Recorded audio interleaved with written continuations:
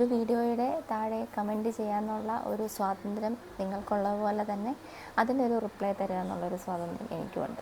അപ്പോൾ ഇന്ന് വന്നിട്ടുള്ളത് ചില കമൻറ്റുകൾക്കുള്ളൊരു റിപ്ലൈ ആയിട്ടാണ് കേട്ടോ. റീസെൻ്റ്ലി ഞാൻ കേൾക്കുന്നൊരു മെസ്സേജാണ് അല്ലെങ്കിൽ കമൻസാണ്.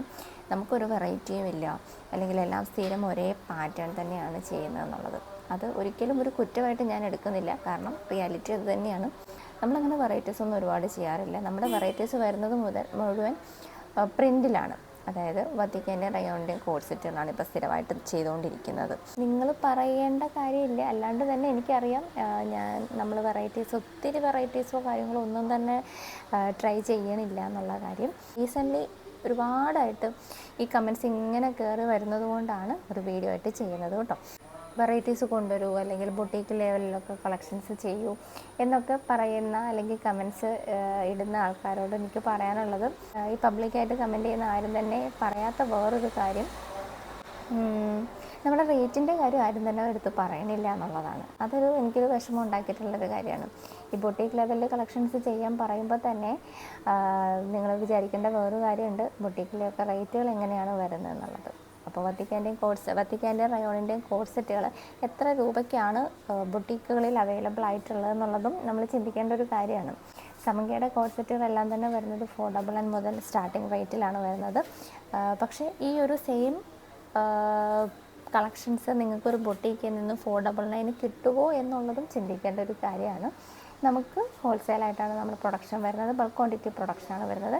അപ്പോൾ ഇത്രയും ക്വാണ്ടിറ്റി വൈസ് നമുക്ക് ചെയ്യുന്നത് കൊണ്ടാണ് നമുക്ക് ഈ ഒരു 499 ഒക്കെ ലോസ് ആണെങ്കിൽ പോലും ആ പ്രൈസ് റേഞ്ചിൽ കുർത്തീസ് തരാൻ പറ്റുന്നതും കോഡ് സെറ്റുകൾ തരാൻ പറ്റുന്നതും.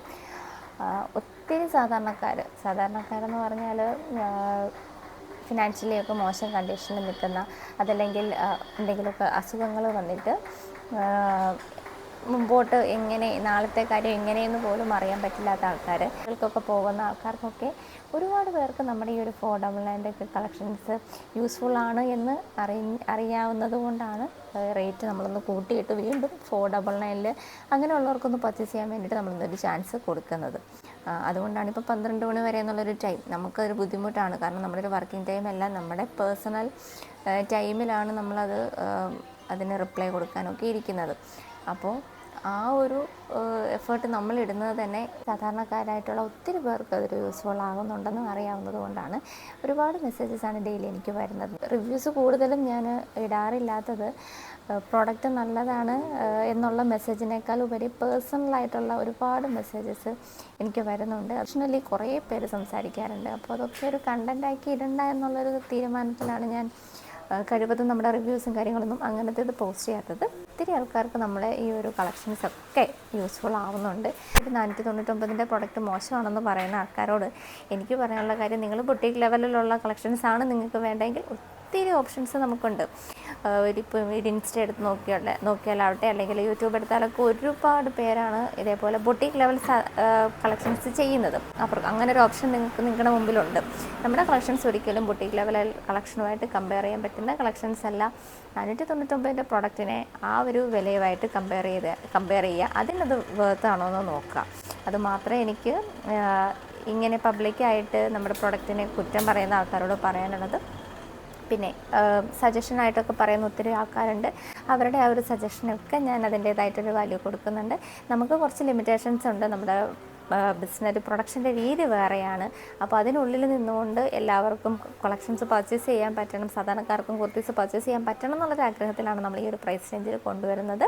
ഉറപ്പായിട്ടും ആ ഒരു റൈറ്റ് ടൈം വരട്ടെ, ഞാൻ നിങ്ങളുടെ എല്ലാ സജഷൻസും പരിഗണിക്കാം. പക്ഷേ ഇപ്പോഴത്തെ ഈ ഒരു ടൈമിൽ എൻ്റെ കണ്ടീഷൻ എന്ന് പറഞ്ഞാൽ ഇങ്ങനെയുള്ള കളക്ഷൻസ് ചെയ്യാനാണ്. പക്ഷേ നമ്മൾ ട്രൈ ചെയ്യുന്നുണ്ട്, കൂടുതലായിട്ടും മറ്റ് വെറൈറ്റി നെക്കുകളും ഒക്കെ ആഡ് ചെയ്ത് നമ്മൾ നോക്കുന്നുണ്ട്.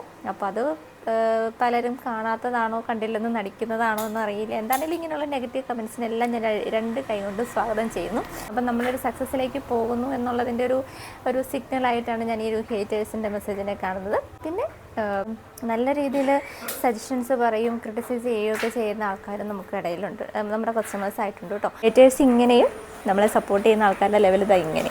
അപ്പോൾ അങ്ങനെയുള്ള ഒരുപാട് പേര് നമ്മുടെ കൂടെ ഉള്ളതാണ് നമ്മുടെ ഒരു ശക്തി എന്ന് പറയുന്നത്. അപ്പോൾ ഇതുപോലെ തന്നെ നമ്മൾ മുമ്പോട്ട് പോകും. എല്ലാവരും നമ്മൾ സ്വാഗതം ചെയ്യണം കേട്ടോ. ആരെയും നമ്മൾ ഒഴിവാക്കുന്നില്ല. ഹേറ്റേഴ്സിനും അതേപോലെ തന്നെ നമ്മളെ സപ്പോർട്ട് ചെയ്യുന്ന ആൾക്കാരെ ഒരേപോലെ സ്വാഗതം ചെയ്തുകൊണ്ട് നമുക്ക് പുതിയ ഒരുപാട് കളക്ഷൻസ് റെഡിയാവുന്നുണ്ട്. ഇന്ന് വരാൻ പോകുന്നത് 3 പീസ് സെറ്റിൻ്റെ കളക്ഷനാണ്. ജസ്റ്റ് ഞാനൊന്ന് കാണിച്ചു തരാം എങ്ങനെയാണ് നമ്മുടെ സ്റ്റോക്കും കാര്യങ്ങളൊക്കെ വരുന്നത്. ഇതൊക്കെ നമുക്ക് റെഡി ആയിട്ടിരിക്കുന്നതാണ് കേട്ടോ. വെറൈറ്റി ഇല്ല എന്ന് പറയുന്ന ആൾക്കാരോടാണ് എനിക്ക് ചോദിക്കാനുള്ളത്, നിങ്ങൾ ഇതിൽ കൂടുതൽ എന്ത് വെറൈറ്റിയാണ് 499 രൂപ മുതലുള്ള കളക്ഷൻ എന്ന് പ്രതീക്ഷിക്കുന്നത്? എനിക്കറിയില്ല. എന്താണെങ്കിലും അടിപൊളി കളക്ഷനാണ്. Stay tuned.